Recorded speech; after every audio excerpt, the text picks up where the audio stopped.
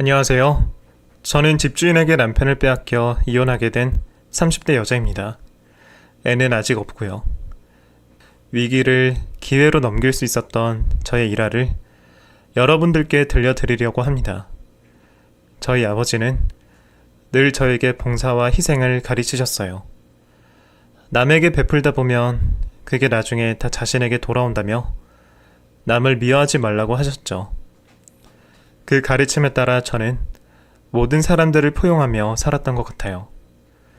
초등학교 때는 봉사왕이라는 상장을 받기도 했고 선생님의 추천에 따라 늘 반장을 하며 살았습니다.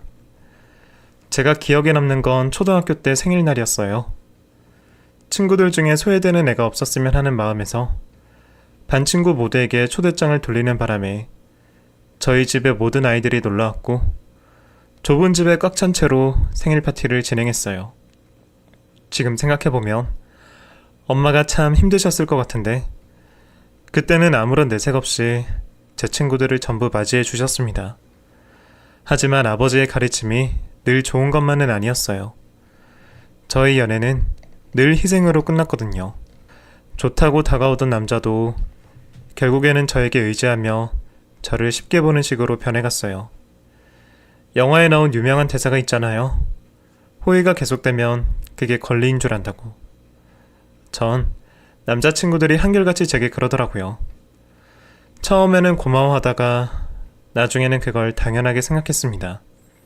그러니 처음에는 그게 나쁘다고 생각하지 않았지만 시간이 흐를수록 연애가 오히려 제 인생의 마이너스라는 생각이 들더라고요. 그래서 어느 순간부터 연애를 포기하고 남자를 멀리했어요. 저는 그렇게 연애를 하지 않고 살다가 20대 후반이 되어 한 남자를 만나게 되었습니다. 그 사람은 저와 같은 곳에서 운동을 하는 사람이었고 자연스레 인사를 하다가 친해졌어요. 그 당시 제 유일한 낙이 헬스장에서 운동하는 거였거든요. 뭐랄까, 개운하게 운동하고 땀 흘리면 그날 스트레스가 싹 풀리는 듯한 느낌에 하루도 쉬지 않고 운동을 하러 갔거든요. 주로 아침 이른 시간에 가곤 했는데 그때마다 마주치는 남자가 그 사람이었어요.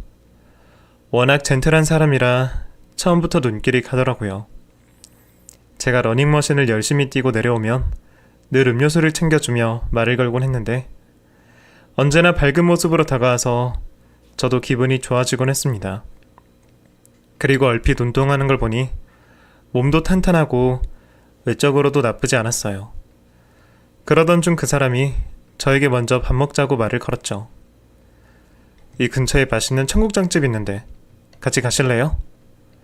청국장이요? 안 좋아하세요? 그럼 다른 것도 있어요. 좋아해요. 가요. 운동 열심히 하고 자기관리 잘하는 남자를 마다할 여자가 있을까요? 매일 아침마다 눈인사를 하는 새에 정이 들었는지 그날을 계기로 저희는 누가 먼저랄 것도 없이 사귀게 되었습니다. 그 사람과의 만남은 언제나 담백하게 흘러갔습니다. 책과 음악을 좋아하는 그 남자는 저를 데리고 서점에 데리고 가거나 LP판을 파는 곳으로 데리고 가곤 했습니다. 보통 남자들 취미라고 하면 게임 아니면 운동인 경우가 대부분인데 그 사람은 우아하고 서정적인 취미를 가지고 있어 더욱 낭만적으로 보였죠. 사실 매일 저처럼 운동을 해서 마초적인 스타일인 줄 알았는데 의외로 감수성도 풍부하고 섬세한 면도 있어서 만나면 만날수록 양파 같은 매력이 있더라고요. 게다가 그 사람은 제 이전 연애와는 다르게 기브앤테이크가 잘 되는 사람이었습니다. 제가 선물을 주면 그 사람도 저에게 선물을 주는, 그게 참 쉬워 보여도 저에게는 정말 어려운 것이었거든요. 그렇게 저희는 2년의 시간을 함께한 후 결혼식을 올렸습니다. 평범한 회사원이었던 그 사람은 결혼하고 나서 대뜸 LP 사업을 한다고 나섰고 저는 그 사람을 한동안 말렸지만 사업병에 걸린 그 사람을 말릴 재간이 없었습니다. 남편은 저에게 이런 말을 하며 설득하더라고요. 이거 되는 사업이라니까? 요즘 레트로가 유행이잖아. 그걸 이용해서 사업을 하는 거지. 당신 나 못 믿어? 믿지. 믿는데 우리 아직 신혼이고 지금 새빵살이 하고 있잖아. 그래도 번듯한 집에 간 후에 사업을 시작해야 하지 않겠어? 우리 둘이서 이 정도 집이면 괜찮지 않아? 나중에 태어날 애는 어떻게 그럼? 그건 그때 생각하면 되고. 그때 생각해? 미리 계획을 세워놔야 건강관리도 하고 돈도 모으지. 여보, 나는 인생 그렇게 살고 싶지 않아. 한 번 사는 인생 멋지게 살고 싶어. 멋지게. 그래, 좋지. 나도 멋지게 살고 싶어. 하지만 여보, 일단 회사 좀만 더 다니고 퇴직금 쌓이면 그 퇴직금으로 사업 시작하면 되잖아. 너무 불안해서 그래. 당신은 진짜 내 맘도 몰라주고. 내가 요즘 얼마나 힘든지 알아? 상사한테 매일 깨지는데 우울증 걸릴 지경이라고. 나 이러다가 병날 수도 있어. 그런데 계속 다니라고? 많이 힘들어? 진짜 미친 듯이 힘들어서 그래. 남편은 대뜸 제 앞에서 울기 시작했어요. 남편이 그렇게 우는 모습은 처음 봤기 때문에 저도 너무 당황스럽더라고요. 저렇게 우는데 어떻게 강압적으로 회사를 다니라고 할 수 있나 싶어서 저도 결국 그 사람에게 알아서 하라고 했습니다. 그렇게 남편의 사업이 시작되었죠. 친한 친구와 동업으로 시작을 하겠다고 해서 그러라고 했습니다. 처음에는 분위기도 좋고 직장 다닐 때보다 더 많은 돈을 벌어왔습니다. 제 생각보다 LP에 관심 있는 사람들이 많더라고요. 저는 사업 아이템이 너무 희소성이 커서 걱정을 했었는데 오히려 그게 블루오션이었어요. 그렇게 남편은 돈을 좀 벌더니 집에 들어오는 시간이 늦어지기 시작했고 항상 술 냄새를 풀풀 풍기며 집에 돌아왔어요. 물어보면 비즈니스를 하느라 늦었다고 하더라고요. 그럴 때마다 속상해서 잔소리를 안 할 수가 없었습니다. 여보, 집에 좀 일찍 들어오면 안 돼? 우리 이제 결혼한 지 얼마나 되었다고 벌써부터 늦게 들어와. 더 늦기 전에 임신도 해야 하잖아. 임신은 무슨 임신이야. 돈 이렇게 벌면 둘이 펑펑 쓰면서 살면 되지. 그 사업이 얼마나 갈지 모르는 일이고 그래도 좀 모아놔야지. 재수없게 그런 소리는 왜 해? 내가 망했으면 좋겠어? 그런 게 아니라 아무튼 내가 조만간 부잣집 사모 만들어줄 테니까 좀만 기다려. 허세가 잔뜩 든 남편은 언제나 사람들을 만나느라 정신이 없었고 저는 그 사람을 기다리느라 속만 태웠습니다. 게다가 그렇게 해서 번 돈을 다 주위 사람들 술 사주고 접대하느라 펑펑 써댔어요. 당연히 제 입장에서는 나중을 위해 저축을 하자고 했지만 남편은 물 들어올 때 노져야 한다면서 이 시기에 인맥을 넓혀놓아야 나중에 사업을 더 크게 확장할 수 있다며 큰 소리를 쳐댔죠. 물론 그때는 남편의 사업이 잘 되어서 다행이었지만 불안한 마음도 있었어요. 사업이 언제나 잘 될 수만은 없는 법이잖아요. 게다가 유행이라는 게 언제 또 뒤바뀔지도 모르고. 그래서 저도 나름대로 직장을 다니며 저축을 하고 있었습니다. 거만하게 돈을 쓰며 즐기던 남편에게도 결국 불행이 찾아왔어요. 저는 어느 정도 예상한 일이었지만 남편은 믿을 수 없다는 듯 술만 퍼마셨습니다. 갑자기 경쟁업체가 생겨나는 바람에 남편의 사업은 쫄딱 망하게 되었고 간신히 운영비를 들이며 유지하고 있던 상태였습니다. 남편은 그제서야 저에게 조심스레 묻더라고요. 여보, 돈 좀 있어? 왜? 도저히 못 먹겠어? 이번 고비만 넘기면 잘 될 것 같아서 말이야. 당신 돈 좀 있으면. 그러게 내가 뭐라고 그랬어. 그때 펑펑 쓰지 말고 좀 모으라고 했잖아. 왜 사람 말을 안 들어? 그러게. 내가 당신 말을 들었어야 했는데 말이야. 이번이 마지막이야. 돈 줄 테니까 한번 최대한 살려봐. 내가 진짜 열심히 할게 여보. 고마워. 제발 철 좀 들자. 나 당신 때문에 요즘 속이 상해서 미칠 것 같아. 미안해. 남편 잘못 만나서. 꼭 성공해서 호강시켜줄게. 남편의 말들은 언제나 허풍이었습니다. 호강시켜준다는 말을 적어도 100번은 들은 것 같은데 결혼하고 나서 조그만한 선물 하나 사준 적도 없었죠. 그러고 보니 사업이 잘 나갔을 때도 다 자기 옷이나 차 사는 데 썼지.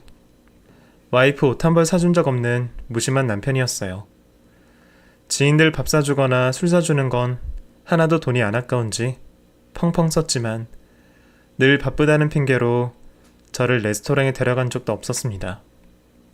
속으로 상처도 받고 화도 났지만 그래도 제 남편에게 감사하고 살았죠. 제가 그렇게 돈을 빌려준 후에 남편은 저에게 조심스레 또 물었어요. 여보, 처가에 돈 좀 없나? 이제는 내 친정까지 돈 빌리게? 아무래도 좀만 더 버티면 될 것 같아서 그래. 없어. 우리 부모님한테 돈이 어딨어. 장인어른 땅 있잖아. 그거 팔면 안 될까? 미쳤어? 그걸 팔게? 그거 우리 부모님 노후자금인 거 몰라? 내가 성공해서 꼭 처가댁에 효도할 거야. 어차피 내가 장인어른 장모님 노후 책임져 줄 텐데 뭐가 걱정이야. 우리 친정은 절대 안 돼. 손 벌리지 마. 알겠어? 좀만 버티면 되는데. 사업하기 전에 뭐라 그랬어? 우리 집에 피해 줄 일 없다며. 다시는 직장인으로 돌아가지 않도록 열심히 하겠다며. 차라리 지금 회사에 다녔으면 적어도 억은 벌었을 거야. 알았어. 처가에 손 안 벌릴게. 됐어? 앞으로 당신이 알아서 해. 나한테도 한계가 있어. 하지만 며칠 후 저희 친정아빠에게 연락이 왔습니다. 남편이 연락을 했었나 봅니다. 최서방, 사업이 요즘 많이 안 좋은가 보더라. 아빠, 신경 쓰지 마. 그 사람이 알아서 할 거야. 어떻게 알아서 할 거야? 우리가 좀 도와주마. 됐어. 그렇게 하지 마. 절대 도와주지 마. 이미 최서방 계좌에 돈 좀 보냈다. 아빠, 그러지 말라니까. 어려운 일 있으면 언제든지 말하라니까, 응?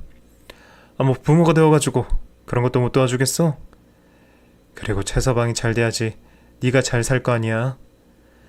그게 아니라 그 사람이 알아서 잘 해냈으면 해서. 최서방, 이제 잘할 거다. 너도 최선을 다해서 내줘야 한다. 알았지? 아빠한테 피해만 주네. 그래도 이제 최서방한테 연락 오면 절대 돈 빌려주지 마. 알아서 잘해야지. 알겠어. 그 후로 몇 달 후 저희 아버지는 교통사고로 돌아가셨습니다. 작별 인사도 못한 채로 그렇게 보냈기 때문에 저는 한동안 제정신이 아니었어요. 저의 유일한 버팀목이자 롤모델이었던 저희 아버지가 돌아가시자 저는 인생의 방향을 잃었고 방황하게 되었습니다. 그런데 아버지를 보내고 집에 돌아온 날, 저희 남편이 저더러 뭐라는 줄 아세요? 여보, 장인어른 그렇게 되신 건 정말 미안하지만 혹시 사망보험금 같은 거 있나? 예전에 들었을 때 가입해놨다고 들은 것 같아서.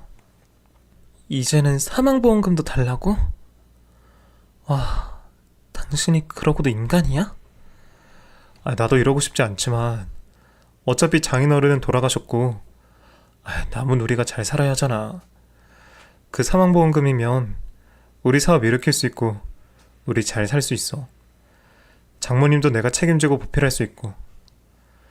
그래도 난 당신이 양심이라는 게 있을 줄 알았어. 돌아가신 아버지 목숨값이 그렇게 탐이 나디? 돈이 다 같은 돈이지 뭐. 나 지금 어떤 생각이 드는 줄 알아? 당신 같은 인간 애초에 만나지 말았어야 했어. 야, 말이 좀 심하네. 나 건들지 마. 폭발하기 직전이니까. 아무리 그래도 아버지 목숨값을 요구하는 남편이 세상에 어딨나요? 그건 정말 인간 이하의 생각 아닌가요? 저는 남편에게 대차게 실망한 후 한동안 남편과 대화를 나누지 않았습니다. 솔직한 심정으로는 이 사람을 만나기 전으로 돌아가고 싶었어요.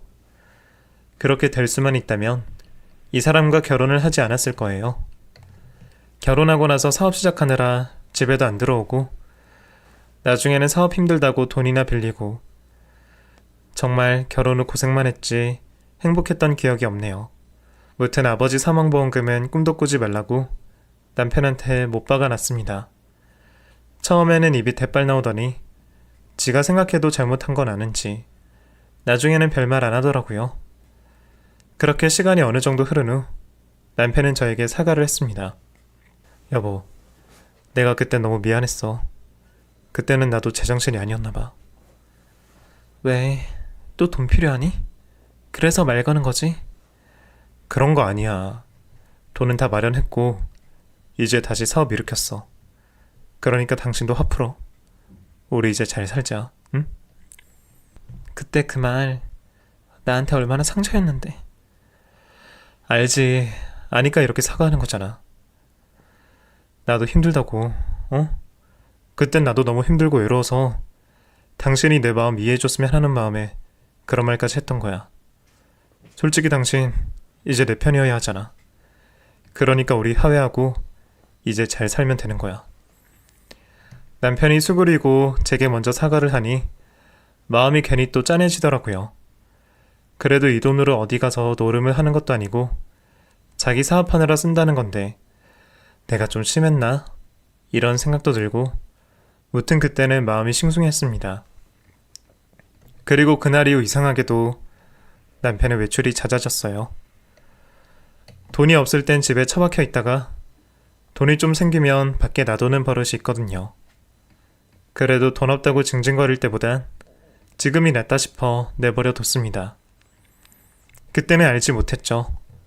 남편이 비즈니스를 하려 다녔던 게 아니라 불륜을 하고 돌아다녔다는 것을요. 저희는 신혼집을 월세살이로 시작했습니다. 둘 다 부모님한테 손 벌리고 싶지도 않았고 또 꼭 신혼집을 제대로 갖추고 살아야 한다는 생각도 없어서 대충 돈 맞춰서 조그만한 빌라를 구했습니다. 그 당시 집주인이 저희 또래의 여자였는데요. 깐깐한 성격 탓에 첫 인상부터 마음에 들지 않았죠. 무튼 제가 그 사람에게서 다른 여자의 냄새를 맡게 된 시점은 바로 그 집주인 여자 때문이었습니다. 하루는 제가 친정에 가던 도중 집에 놓고 온 게 있어서 급하게 다시 돌아왔는데 집주인 여자가 저희 집에 혼자 덩그러니 있는 거예요. 너무 놀라서 물어봤죠. 왜 여기 계세요? 그게 잠시 점검 나왔어요. 점검요? 이웃집이 누수가 된다 그래서 이 집도 그런가 해서 왔어요. 저희 집은 어떻게 들어오셨죠? 집주인이니까 마스터키가 있죠? 아무리 그래도 몰래 들어오시면 어떡해요. 놀랐잖아요. 미안해요. 나는 아무도 대답이 없길래 무슨 일이 있는 줄 알고 들어왔지 뭐예요. 제가 실수했네요. 이만 가볼게요. 그랬더니 그때 문이 열리더니 남편이 집에 들어왔어요. 한 손에는 맥주와 오징어가 잔뜩 든 봉투가 들려있더라고요. 남편은 저를 보더니 화들짝 놀라서 여보가 여기 왜 있어? 하며 다가오더라고요. 저와 집주인 여자 둘을 번갈아 보며 눈치를 보는 것 같았어요. 남편은 저에게 다급하게 물었습니다. 친정 간다면서? 놓고 온 게 있어서 중간에 들렀어. 저희가 대화하는 사이 집주인 여자는 다급하게 그럼 전 이만 하며 밖으로 나갔습니다. 집주인 여자는 저희가 사는 빌라 맨 위층에 살고 있었거든요. 오다 가다 인사는 가끔 했지만 저희 집에 들어와 있는 건 처음이었습니다. 원래 세입자가 뭘 하든 신경 쓰지 않는 타입이었는데 갑자기 왜 저러나 수상했죠. 게다가 일하러 가 있어야 할 남편이 맥주를 잔뜩 사들고 집에 왔다는 것도 이상했습니다. 그래서 물어봤어요. 당신 일하고 있다고 하지 않았어? 그치, 그랬는데 잠시 쉬려고 집에 들렀지. 맥주 마시면서. 맥주가 너무 많은데? 그런가? 내가 만약에 집에 들리지 않았더라면 당신은 집주인 여자랑 단둘이 있었을 텐데? 지금 내가 오해할 상황이라는 생각 안 들어? 집주인 여자? 말도 안 되는 소리 하지 마. 슈퍼에 갔더니 맥주 세일하길래 산 거고 그 여자가 집에 있을 거라는 생각조차 하지 못했다고. 이게 우연이야 그럼? 당신 설마 지금 나 의심하는 거야? 내가 저딴 여자랑 왜 만나는데. 나도 눈이 있는데. 요즘 여자 만나잖아. 내가? 내가 모를 줄 알았어? 당신 옷에서 여자 화장품 냄새 나는 건 어떻게 설명할 거야? 그건 또 뭔 소리야. 내가 여자가 어딨어. 여자 있잖아. 아, 막말로 내가 여자가 있다가 쳐. 남자가 비즈니스 하다 보면 여자 한 번쯤 만날 수도 있는 거지 뭘. 아, 뭐 그렇게 흥분을 해. 차라리 당신이 직장 다닐 때가 좋았어. 그땐 적어도 이렇게 나를 속상하게 하진 않았잖아. 당신 역할도 중요한 거 몰라? 대단한 내조까진 아니더라도 나를 힘들게 하진 말아야지. 집안이 평화로워야 바깥일도 잘 되지. 안 그래? 이제 그런 오해하지 말고 내조나 좀 해줘. 뭐? 나보고 내조를 해달라고?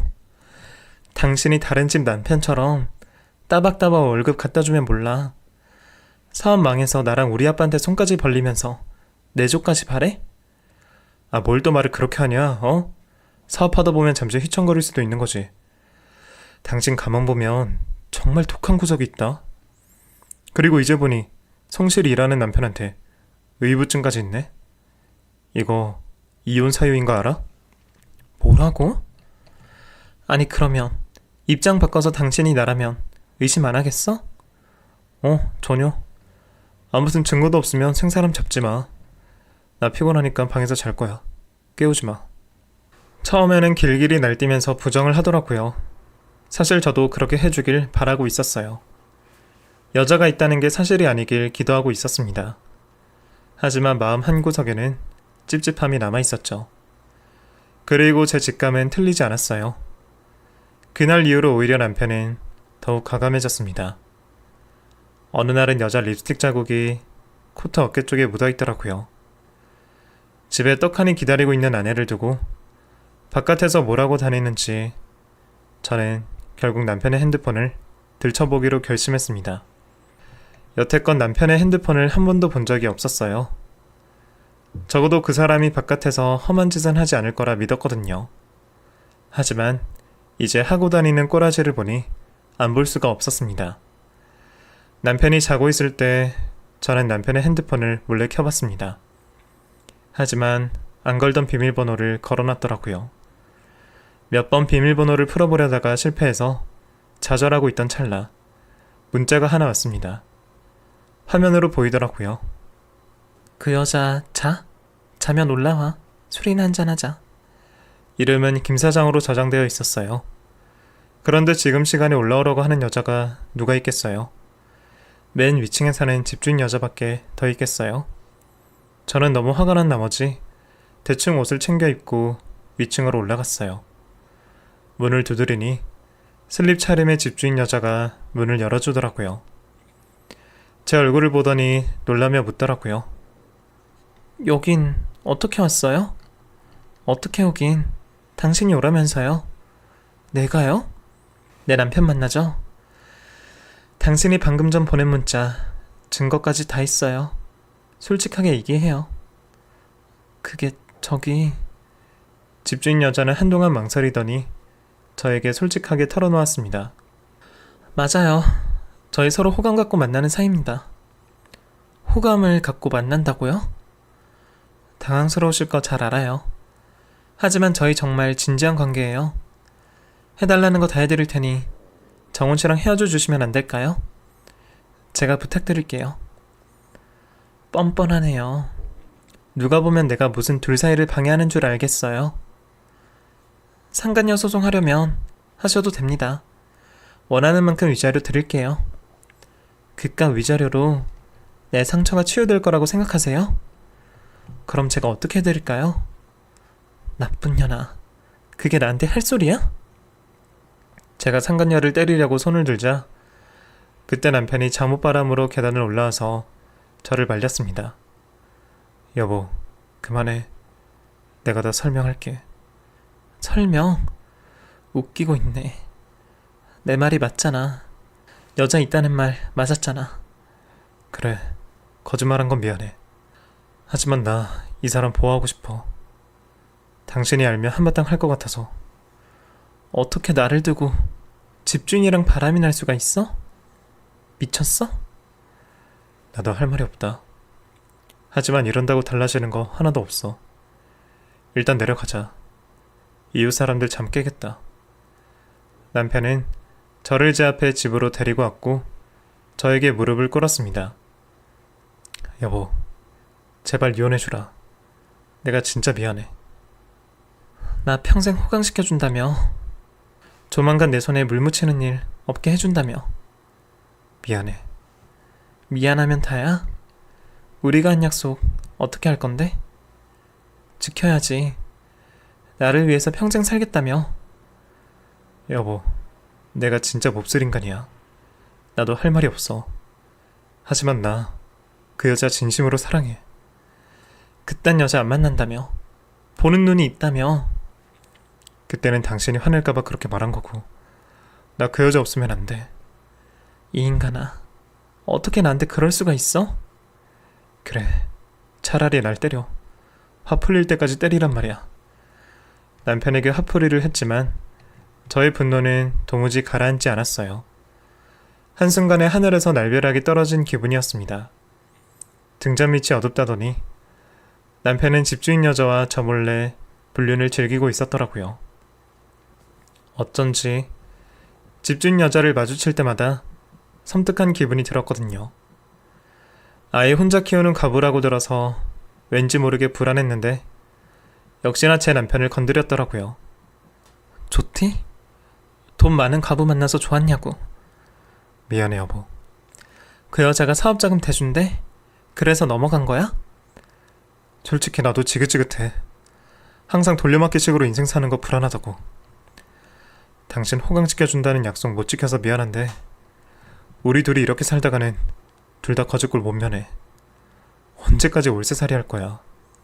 당신도 그냥 나 잊고 더 좋은 남자 만나. 그 남자랑 새 출발하라고. 난 당신이 적어도 부정할 줄 알았어. 그 여자랑 아무 사이 아니라고. 한 번만 용서해달라고 빌 줄 알았어. 이혼해달라고 빌 줄 몰랐어. 이게 진짜 당신 모습이야? 우리 서로를 위해서 이혼하는 게 맞아. 당신도 어차피 바람 피운 남자 못 보던 곳 살 거 아니야. 영혼 없이 살아봤자 남는 건 아무것도 없어. 내가 이혼 못 해준다면? 뭐? 당신 뭔가 착각하나 본데 이혼의 주도권은 나한테 있어. 유책 배우자는 먼저 이혼해달라고 말할 수 없어. 우리나라 법이 그래. 당신 따위한테 권한이 없다고. 여보, 그러지 마. 우리 그냥 좋게 끝내자, 어? 싫어. 당신이 행복하게 사는 꼴 나는 도저히 못 봐. 당신이 좋아서가 아니라 그 여자랑 희희낙낙하는 거 꼴 보기 싫어서 그래. 절대 이혼 못 해줘. 그래, 그렇게 나온다 이거지? 그럼 내가 집을 나갈게.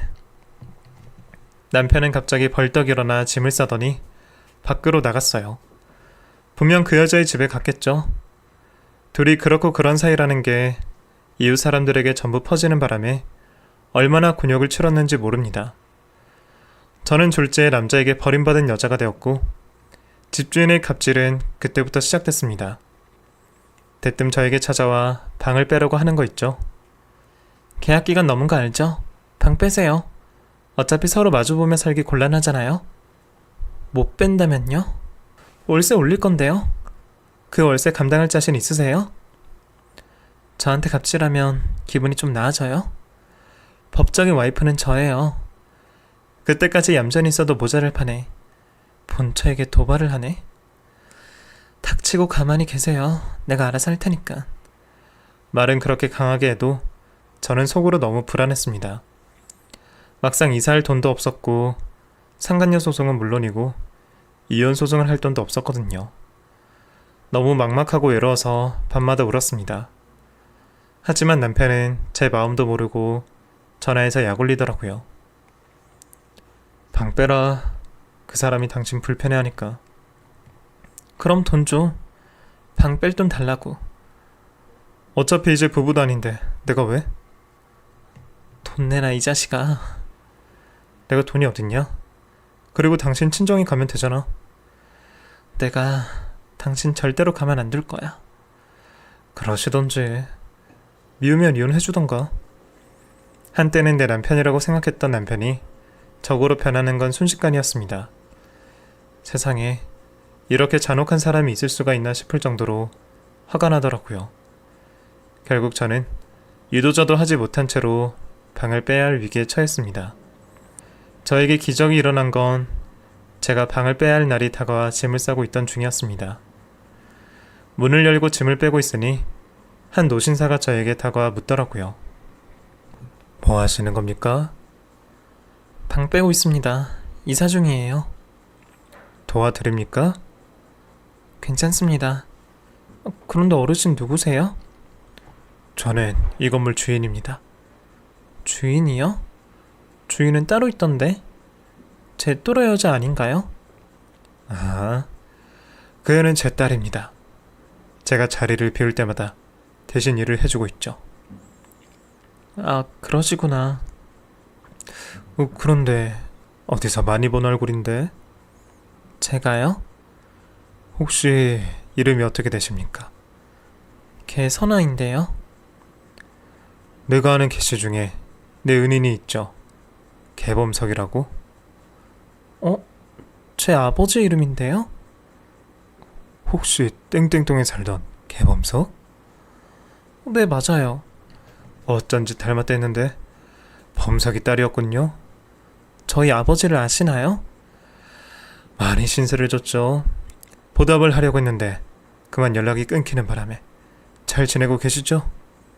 돌아가셨어요. 2년 전에. 아니, 왜요? 교통사고로요. 갑자기 그렇게 되셨어요. 아휴, 그런 일이. 그분은 눈시울을 붉히며 한탄하시더라고요. 그래서 집에 있던 녹차를 타서 그분께 드렸고 저희는 자연스레 긴 대화를 하게 되었습니다. 그분이 저에게 묻더라고요. 아니, 근데 왜 갑자기 이사를 가십니까? 응? 그런 얘기는 못 들었는데. 제 남편이랑 어르신 따님이랑 바람이 났어요. 그래서 쫓겨나는 거예요. 저더러 나가라고 하더라고요. 네? 아니, 그게 사실입니까? 아니, 정말 제 딸아이가 그럼 몹쓸 짓을 했단 겁니까? 네, 저희가 이렇게 마주보고 앉아서 차를 마시는 것도 웃긴 해요. 어르신 딸이 제 남편이랑 바람난 상간녀인데, 근데 이혼 소송도 상간녀 소송도 못했어요. 소송하려면 변호사를 선임해야 하는데 저 그럴 만한 돈도 없고요.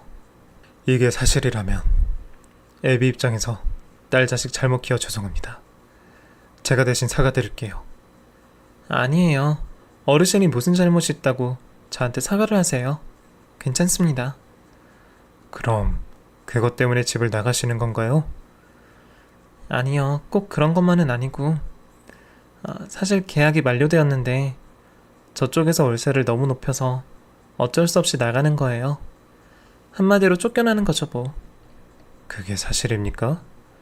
아니, 남의 남편 뺏어놓는 것도 모자라 이제는 집도 뺏었다고요? 엄밀히 말하면 제 집이 아니니까 뭐 뺏은 건 아니죠. 지금 상황이 너무 믿기지 않아서 그런데 더 자세히 말해주겠어요? 저는 어르신에게 그간 있었던 일들을 미주알 고주알 말하며 울었습니다. 제 이야기를 귀담아 듣던 어르신은 저에게 이런 말씀을 하셨어요. 아이고, 어떻게 그런 일이. 정말 내 딸이지만 미안합니다. 아닙니다. 범석이 형 딸이 이렇게 고난을 겪고 있는데 우리 딸을 절대로 용서할 수 없죠. 같이 갑시다. 네? 혼내줘야죠. 어르신은 저를 데리고 2층으로 올라갔습니다. 초인종을 누르자 상간녀가 아빠? 하면서 문을 열더라고요. 저의 얼굴을 보더니 콧방귀를 뀌는 거 있죠. 저희 남편도 맨발로 나와 아버님 처음 뵙겠습니다 하고 꾸벅 인사를 하더라고요. 어르신은 대뜸 호통을 치셨어요. 아버님은 무슨 아버님이야. 난 너 같은 놈한테 그런 소리 듣고 싶지 않다. 아빠, 일단 내 말 좀 들어봐. 에잉, 고얀 놈들. 어떻게 사람이라는 놈들이 그럴 수가 있어. 아니, 글쎄 그런 게 아니라니까. 저 여자 말만 듣지 말고. 어쨌든 네가 지금 임자 있는 남자를 만난 건 사실이지? 그렇긴 한데 저 여자도 잘못 있어. 게다가 내쫓기까지 해? 응? 내가 너 그렇게 가르쳤어? 기껏 일 맡아달라고 했더니 유부남이랑 불륜을 저질러. 전에도 해놓고 바람 피워서 이혼당한 주제. 내가 너 또 그럴 줄 알았다.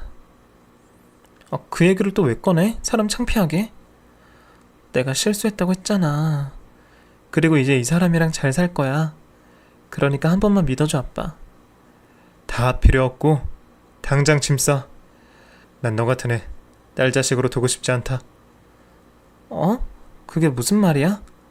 날 내치기라도 하겠다는 거야? 짐 싸서 네 힘으로 이놈이랑 살든가 말든가 마음대로 해. 애도 있는데 어떻게 나가. 아빠 정말 왜 이래? 나 이래봬도 아빠 딸이야. 손주는 내가 볼 거니까 너랑 이놈이랑 둘이 나가라. 아빠 미안해. 내가 잘못했어. 진짜 나 내쫓는 거 아니지? 그러지 말고 한 번만 봐주라. 불륜 저지르는 자식은 내 자식이 아니다. 얼른 짐 싸. 아버님, 제가 대신 사과드릴게요. 이 사람 잘못 없어요. 저희 쫓아내면 갈 데 없단 말이에요. 아이고, 하필 불륜을 저질러도 이런 무능력하고 한심한 놈을 만나니? 내가 널 어떻게 키웠는데. 둘 다 꼴도 보기 싫으니까 당장 내 집에서 나가. 상간녀와 남편은 울면서 무릎을 꿇었지만 어르신은 표정 변화 하나 없이 얼른 나가라고 호통을 치셨고 결국 둘을 내쫓았습니다. 잠옷만 입은 채로 가방을 들고 나가는 모습에 저도 모르게 웃음을 참게 되더라고요. 그래도 어르신께서 가치관이 올바르신 편이라 다행이었습니다. 보통 부모님들은 자식 편을 들기 마련이잖아요. 알고 보니 그분은 저희 아버지와 같은 고향 출신이었는데 저희 아버지께서 그분을 잘 돌봐주셨나봐요. 저희 아버지께서도 생전에 그분에 대해서 많이 말씀하셨던 걸로 기억합니다. 다시 한번 만나고 싶은데 연락을 할 수 없다며 미련이 남는다고 하셨죠. 살아계셨으면 좋았을 텐데 정말 아쉬웠습니다. 그분은 너무나 감사하게도 제가 살던 집을 무상으로 제공해 주셨어요. 아버지에 대한 보답을 이렇게라도 갚을 수 있어서 다행이라고 하셨죠. 몇 번을 거절했지만 기어코 저에게 보답을 해주시겠다고 하셨습니다. 거절하는 것 또한 아버지에 대한 예의가 아닌 것 같아서 결국 그 집에서 무상으로 지냈습니다. 생각해보면 아버지께서 하늘에서 저를 도와주신 게 아닐까 싶어요. 집주인 어르신이 아버지의 고향 동생인 게 보통 우연이 아니잖아요. 이만하면 인연이라 생각합니다. 아무튼 그 이후로 남편에게 몇 번 전화가 왔어요. 대뜸 미안하다며 다시 받아달라고 하더라고요. 하지만 저는 그 인간의 전화를 받지 않았습니다. 다시는 꼴도 보기 싫었거든요. 다시 일상을 되찾은 저는 결국 용기 내어 이혼 소송과 상간녀 소송을 하게 되었습니다. 슬금슬금 증거를 모아놓은 보람이 있었어요. 승소한 저는 전 남편과 상간녀에게 위자료를 받게 되었습니다. 근데 상간녀와 전 남편이 둘이 찾아와서 저에게 빌더라고요. 상간녀는 울면서 저에게 매달렸습니다. 돈이 없어요. 위자료 드릴 돈이 한 푼도 없다고요. 언제는 위자료 줄 테니 제발 이혼해달라 하더니 죄송해요. 보다시피 저희 머물 곳도 없어서 밥도 제대로 못 먹어요. 그래서 저더러 어쩌라고요. 아니 돈 없으면 입고 있는 옷 팔아서라도 마련해야죠. 그렇게 둘은 제 앞에서 아쉬운 소리를 한참 하더니 돌아갔고 결국 위자료가 들어왔습니다. 어떻게 마련했는지 그건 뭐 제 할 바 아니죠. 그 후로 전 남편이 저에게 찾아와 매달렸습니다. 여보, 나 그 여자랑 헤어졌어. 그러니까 우리 다시 시작하면 안 될까? 미안한데 나는 더 이상 그쪽한테 미련이 없네요. 제발 가주실래요? 나 이대로는 못 가. 언제는 돈 많은 그 여자가 좋다더니 이제는 뭐 별 볼 일 없으니까 나를 찾아오네? 그 잘난 비즈니스 혼자 하면서 사세요. 나한테 질척거리지 말고. 망했어. 다 끝났다고. 우리 친정에 돈 꾼 거나 갚아. 이 사기꾼아. 차차 갚을 테니까 나 좀 곁에 두면 안 될까? 나가달라니까? 그 후로 남편은 몇 번 더 저를 찾아왔어요. 정말 지푸라기도 잡는 심정으로 저에게 매달리더라고요. 하지만 불륜을 저지른 전 남편을 제가 받아줄 이유가 없죠. 이혼 후 저는 일에만 매달렸습니다. 돈 뺏어가는 남편이 없으니까 차곡차곡 모아지더라고요. 야근까지 하니 야근 수당도 나와서 빠른 시간 내에 돈을 모을 수 있었습니다. 그리고 집주인 어르신과 대화를 자주 했는데 가끔 저에게 여러 가지 조언을 해주셨어요. 덕분에 저는 예전보다 더 나은 사람으로 성장하게 되었습니다. 몇 년 후 저는 돈을 꽤 모아서 저의 자가를 마련하게 되었고 그분께 감사 인사를 드렸어요. 그때 너무 감사했습니다. 덕분에 돈을 잘 모을 수 있었어요. 이 은혜 절대로 잊지 않을게요. 앞으로 잘 살아. 그때 일은 잊어버리고. 덕분에 잘 살 것 같아요. 제 집에 제 차를 마련한 저는 그 후로도 쭉 열심히 돈을 모았어요. 아직까지 저는 혼자서 일만 열심히 하고 있는데요. 앞으로도 모으는 재미로 살아볼까 합니다. 많은 분들이 미우나 고우나 신랑이 있어야 잘 산다고 하는데 제 생각은 좀 다릅니다. 혼자일 때가 저는 훨씬 행복합니다. 앞으로도 혼자서 행복하게 잘 살 계획입니다. 여러분이 응원해 주신다면 더 열심히 살 수 있을 것 같아 이렇게 사연을 보내봅니다. 그리고 혼자 사는 사람들을 응원하는 마음으로 사연을 쓰기 시작했습니다. 어느새 밤이 되었네요. 모두 행복한 하루가 되셨으면 좋겠습니다. 그럼 저는 이만 물러날게요. 감사합니다. 안녕히 계세요.